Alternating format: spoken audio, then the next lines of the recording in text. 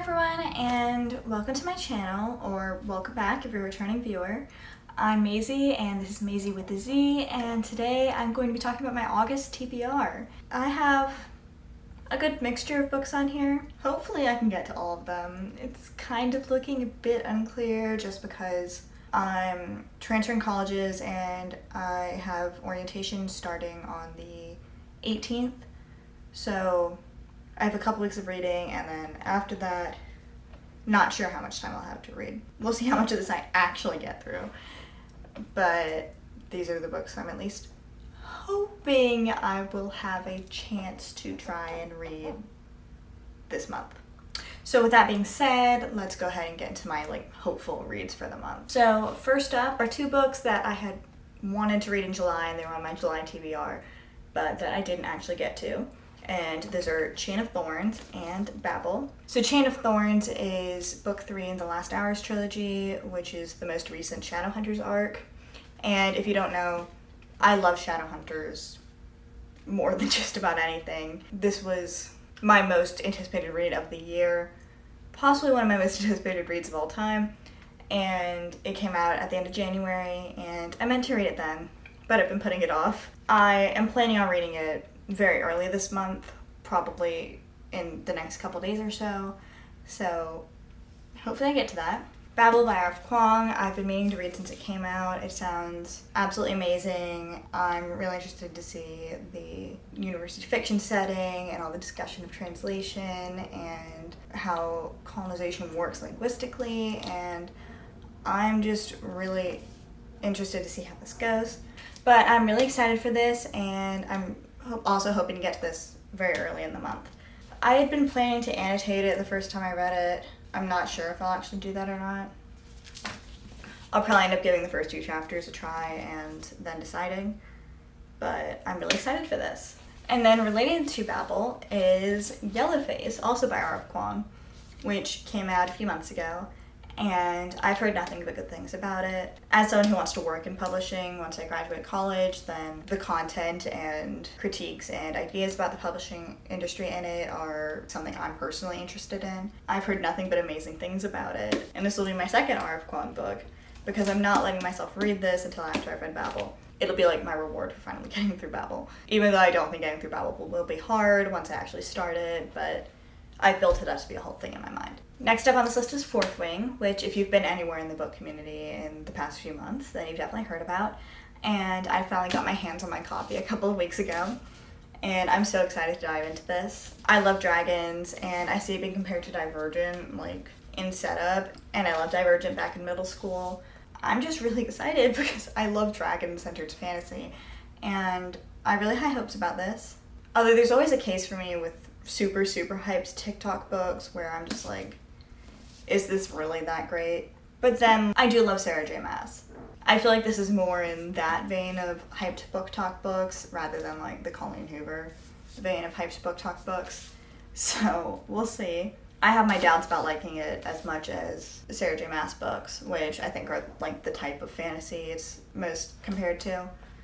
But we'll see. I'm just really excited to dive into this after seeing all the hype for months. If I do end up liking it, I'm absolutely going to try and get my hands on one of the original print copies with the sprayed edges that have the dragons on them, because they're so gorgeous. I might even try and do that even if I don't like the book that much, just because I love those edges. But we'll see. I'm just super excited to read about dragons. I feel like not enough fantasy books have dragons in them recently, but I'm really excited. Next up is a book I'm hopefully really going to love, which is The Sun and the Star by Rick Riordan and Marcus Shiro, where this is a standalone book in Rick Riordan's Percy Jackson universe. Or I don't actually know if it's a standalone, where I feel like you'd probably have to have read the previous books in order to understand it, but I don't think it's part of it. It's not part of a new series within the universe. Where I have a few qualms about this. One, I just don't know who Marcus Shiro is. I know they're queer, so it's good that Rick Riordan's working with them on this, but otherwise, I don't really know anything about them, so I don't know how stylistically the book's gonna work. And then I have 2 issues with the book as a whole.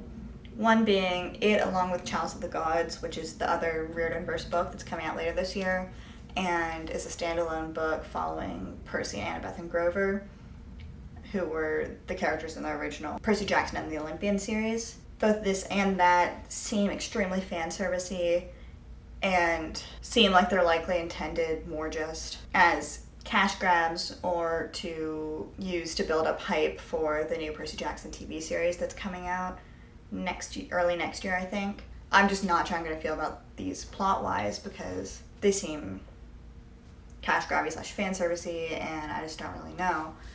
And another thing that contributes to that is this is yet another book about traveling through Tartarus, and it basically just seems like a repeat of House of Hades, except without the side plots that take place out of Tartarus following other characters. That's another reason I'm hesitant, where I'm like, is he just recycling the plot of a different one of his books from like a decade ago? Those are the reasons I'm a little hesitant about this in comparison to usually I would be overjoyed for any new recruiting content. But anyway, I am really excited to read about Nico and Will, I guess.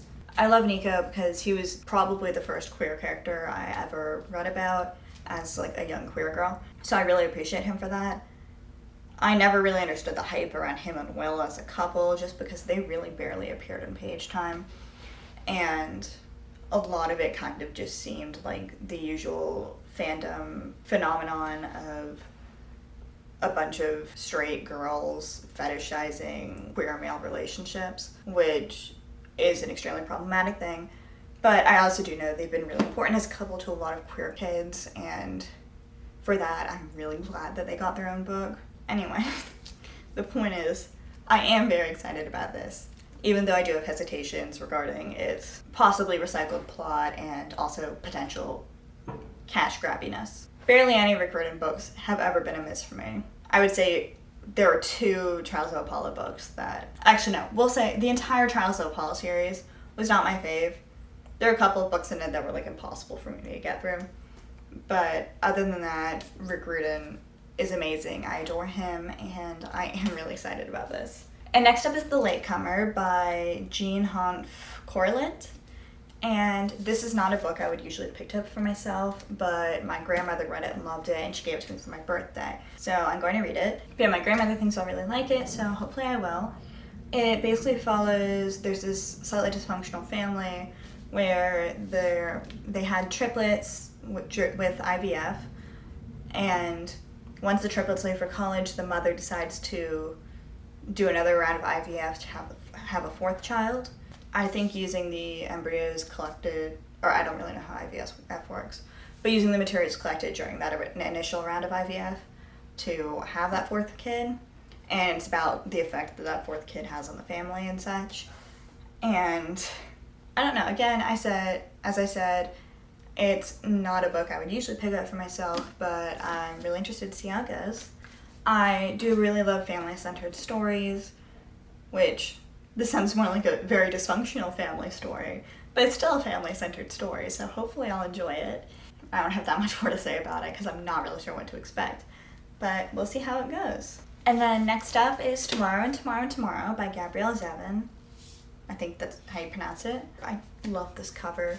Where this was a super hyped book around like the end of last year, I think, and it follows 2 friends who connected over video games. They started a company, and it follows them over, I think, 30 years.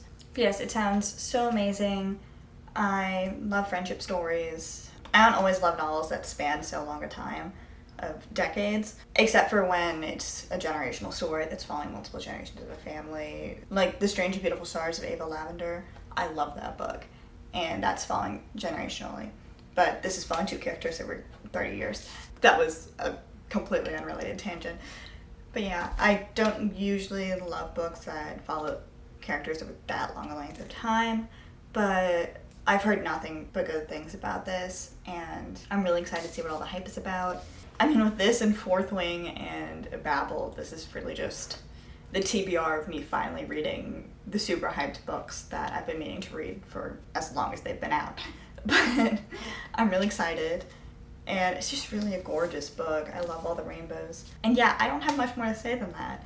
But everything about this sounds like a book that I'll love, and I'm really looking forward to it. Okay, and next up is A Curious Beginning, which is the first book in the Veronica Speedwell series by Deanna Rayborn. This is a series of mystery books, and it's set in late 19th century England. I only heard of the series, picked it up because Katie's Reading recommended it so highly. It sounds really good. I don't usually love mysteries, but the vibes of this series seems like something I'll really enjoy, and I'm really looking forward to it. I don't think it'll be a super long read, which is good because I have some very long reads on my TBR this month. And yeah, I'm really looking forward to it. I mean, I know I say that about every book on my TBR, which is why each book is on my TBR. I think it'll be a nice change of pace from a lot of the literary fiction books on here.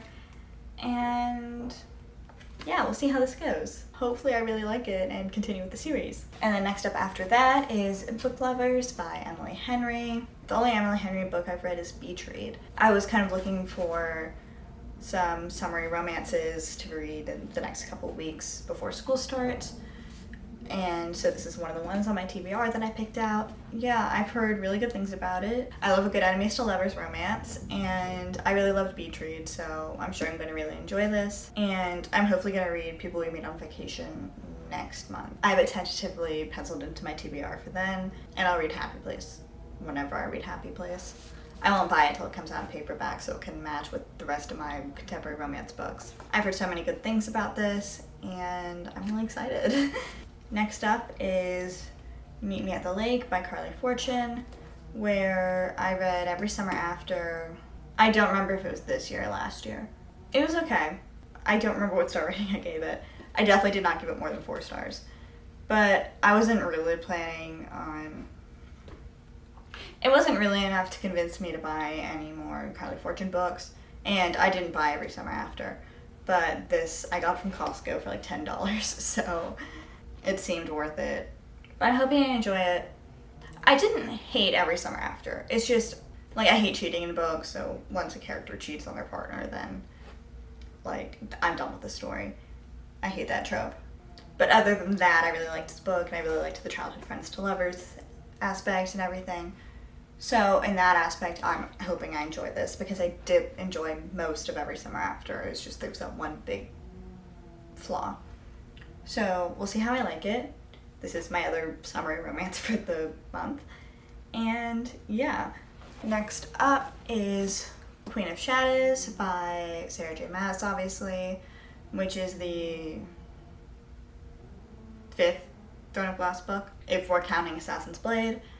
And I've been slowly rereading Throne of Glass for the past few months, and I read Assassin's Blade last month. So this is next up, and this is the last book I read in Throne of Glass when I was initially reading it a couple of years ago, and then stopped reading it for no real reason. I remember really liking this book. I remember it has a lot of Manon, who's my absolute favorite. I adore her, and I love Aelin being amazing, and I'm really looking forward to rereading this, because I think I remember this being my favorite of the Throne of Glass books I've read so far. To be honest, this is the lowest priority book of all of these, just because it's so long and I've already read it, and it'll probably be a month or two before I start Empire Storms and Tower of Dawn. I'm not sure if I'm going to tandem read them or not, but because of that, I'm not feeling a super urgent need to finish this. I'll at least start it this month, but if I don't end up finishing it, it's whatever. Like, if I read half of it this month and half of it next month, that's fine by me. I just want to make progress on my reading/rereading of the series. And then next up, I'm starting a new unofficial goal for myself, where ideally I want to read 1 classic book on my TBR each month and 1 nonfiction book on my TBR each month. My physical TBR, not my general TBR. So I'm really hoping to read A Little Princess and The Secret Garden this month, which are both by Frances Hodgson Burnett. I've heard really good things about both of these. I never read them when I was little, even though I owned them, and they seem like something I would have read, but I never actually ended up doing it, so I'm excited to do it this month. Anne of Green Gables is one of my 2 favorite books of all time, so I do really love children's literature from late 18th, early 19th centuries, so I'm really hoping I'll enjoy these. And yeah, I mean, neither of them should be that long because they're both children's books. Yeah, like Secret Garden in this edition is a little under 300 pages, so hopefully they won't take me that long as well, but I'm really looking forward to them. And then the nonfiction book I want to read this month is I Want to Die But I Want to Eat Tteokbokki, I think it's pronounced. I think I heard about it through 300 Pages. It's basically a memoir talking about the author's conversations with her therapist. So, you know, it's very centered around mental health and such. And it sounds like it'll be like somewhat hard-hitting, but also hopefully affirming and like fulfilling to read. I don't know how to describe it, but I'm looking forward to it isn't the word for it, but I think it's going to be really good, and I'm excited to be able to get into it this month. And then the final two books on my TBR for the month are two arcs that are coming out in September. So if I don't get to them, it's not the end of the world. But just because they're coming out in September and I'll be like in the start of the school year, then I just wanted to get them out of the way to kind of be prepared. So the first one is The Unfortunate Side Effects of Heartbreak and Magic by Brianne Randall, and that's coming out September 19th. Both these books I got through NetGalley. And it's basically about this witch who has magic at the price of experiencing 4 heartbreaks. And it sounds from the description like it's going to be a super cozy kind of witchy novel. So I think it's going to be really good as we head kind of into early fall towards the end of the month. I mean, early fall seems optimistic when it was like 100 degrees in my city for quite a few days in the past week, but you know, I can dream. I hate summer. The heat and I do not get along. But yeah, it sounds really good. And the other arc I got from NetGalley, which I'm super excited for, is A British Girl's Guide to Hurricanes and Heartbreak by Laura Taylor and Amy. And this is a companion book to A Cuban Girl's Guide for Teen Tomorrow, which, if you saw my video from last week, is one of my favorite contemporary YA books of all time. I adore it, and I'm super excited to read this book. It follows the younger sister of the main love interest from that book, and her name's Flora, and she's an important secondary character in that book. The first book was about Lila, who's a girl from Miami, going to visit her aunt and uncle in the UK, and this one's about Flora, who's from the UK, going to visit Miami. And I don't know, I'm really excited for it. I love Flora as a character, and I'm sure it's going to be great. I love Laura Taylor and Amy, and I'm just so excited. I was so ecstatic when I got the email that I was approved for this arc. And yeah, it's coming out September 28th. Again, I recommend the first book in the series so much, and I'm sure the second one is going to be amazing. If it's not, it will definitely be the biggest disappointment of the year. But hopefully it's going to be amazing, and I have very, very few doubts that it will be. So yeah, that concludes my August TBR. I think this is going to be a really good list for me this month. It's got a good mix of genres, from classic to nonfiction to literary fiction to mystery to fantasy, and I just think it's going to be a really good time. And yeah, like, I can't tell if this TBR is actually achievable or if I'm just being delusional, but we'll see. And yeah, that about wraps up this video. So please like, subscribe if you enjoyed the video. Comment down below what sorts of books you're hoping to read this month, or if you've read any of the books I talked about in this video and have thoughts. And yeah, I will see you later.